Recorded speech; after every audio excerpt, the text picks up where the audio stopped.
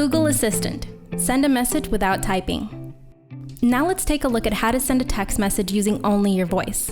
We understand trying to input long sentences using predictive text can be time-consuming, so Google Assistant will make quick work of communication for you.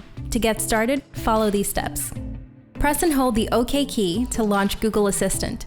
Use your voice to tell your assistant to send a message. Tell your assistant who to send the message to, or scroll to find the name from your contact list. Next, say out loud the message you want to send, like, "You're invited to a barbecue and recital at Grandma's on Saturday." Then, just confirm with your voice that you want to send the message, and you're done. Now, if you're already in the Messages app and you want Google Assistant to help you with a message, you would click New using the keypad, choose the contact or type the number you want to send it to, click down once on the navigation button to enter the SMS message, press and hold the OK button, then say aloud the message you want to send to that contact. You can edit the message using the navigation button here, or add to the message by pressing the OK button again. The choice is yours.